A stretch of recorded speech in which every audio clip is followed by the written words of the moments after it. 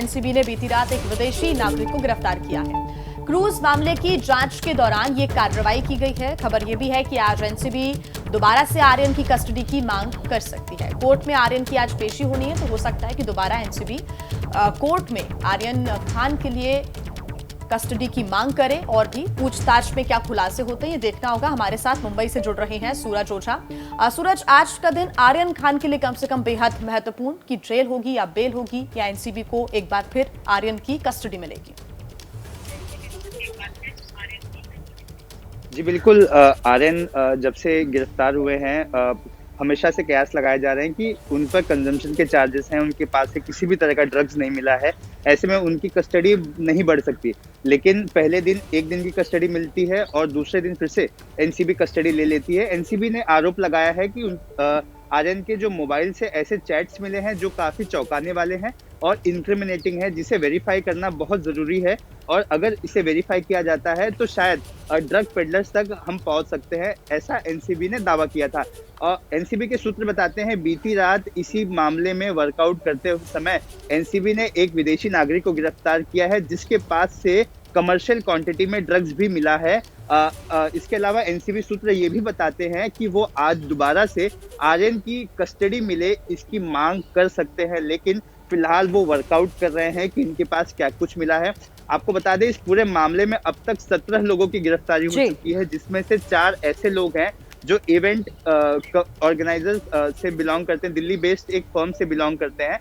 तो एनसीबी बड़ी फूक के कदम रख रही है क्योंकि उनके ऊपर अब आरोप भी लगने शुरू हो गए हैं। जो नेशनल कांग्रेस पार्टी है उसकी तरफ से आरोप भी लगाए गए हैं। तो आरोप और जो चैलेंजेस सामने दिखाई दे रहे हैं हाई प्रोफाइल लोगों के, इन दोनों के बीच एनसीबी अब काम कर रही है। जी सूरज, बहुत शुक्रिया इस जानकारी के लिए। आप लगातार नजर बनाकर रखिए। तो आज आर्यन खान को जेल या बेल, बड़ा सवाल। और लगातार एबीपी न्यूज की नजर खबर पर बनी हुई है। देखिए, मुंबई के क्रूज ड्रग्स कांड में हर रोज नए खुलासे हो रहे हैं, हर रोज नए किरदार सामने आ रहे हैं। अब पूरे मामले में सियासत भी शुरू हो गई है। महाराष्ट्र सरकार ने पूरी कार्रवाई पर ही सवाल अब खड़े कर दिए हैं। क्रूज ड्रग्स केस में हर रोज एक नया खुलासा हो रहा है। इस बार खुलासा राजनीति को लेकर किए जाने का दावा हुआ है और दावा है कि महाराष्ट्र सरकार के मंत्री नवाब मलिक ने क्रूज ड्रग्स कांड को लेकर 3 बड़े आरोप लगाए। 2 शख्स का खास तौर पर नाम लिया। पूरी तरह से फर्जीवाड़ा है। 1 ग्राम भी कोई सीजर ना जहाज पे हुआ, ना टर्मिनल पे हुआ, ना किसी के पास से कोई बरामदगी हुई। फ्रेम करने के लिए फर्जीवाड़ा रचने का काम एनसीबी ने किया है। मिस्टर गोसावी का जोनल डायरेक्टर से क्या रिश्ता है ये उसको खुलासा करना पड़ेगा। मनीष भानुशाली ये एनसीबी का अधिकारी नहीं, फिर ये दूसरे हाई प्रोफाइल जो एक्यूज है उसको कैसे हैंडल कर रहा था। इन महाशय के फोटो देश के प्रधानमंत्री मोदी जी के साथ है। मनीष भानुशाली के फोटो अमित शाह जी के साथ है। मनीष भानुशाली के फोटो देवेंद्र फडणवीस के साथ है।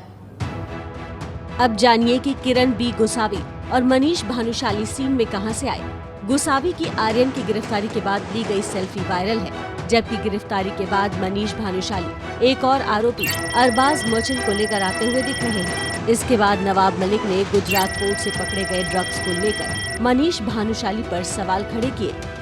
21 तारीख के दिन मनीष भानुशाली ये दिल्ली में था। 22 तारीख को मंत्रालय में गांधीनगर में ये रहा।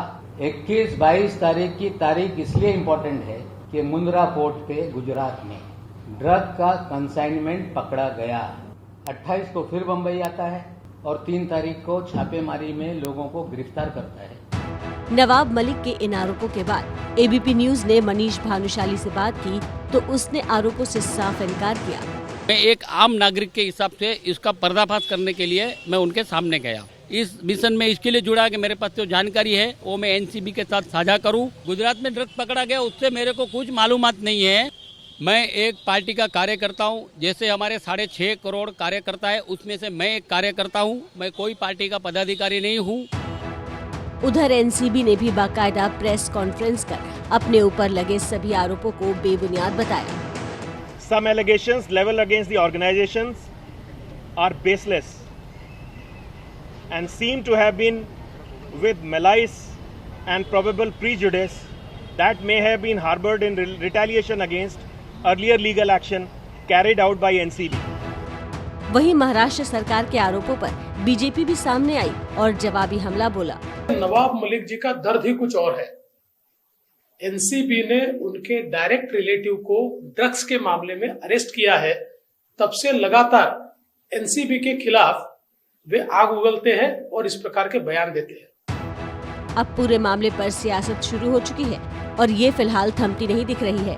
इस बीच आज आर्यन खान समेत बाकी आरोपियों की रिमांड खत्म हो रही है और उन्हें एनसीबी कोर्ट में पेश करेगी।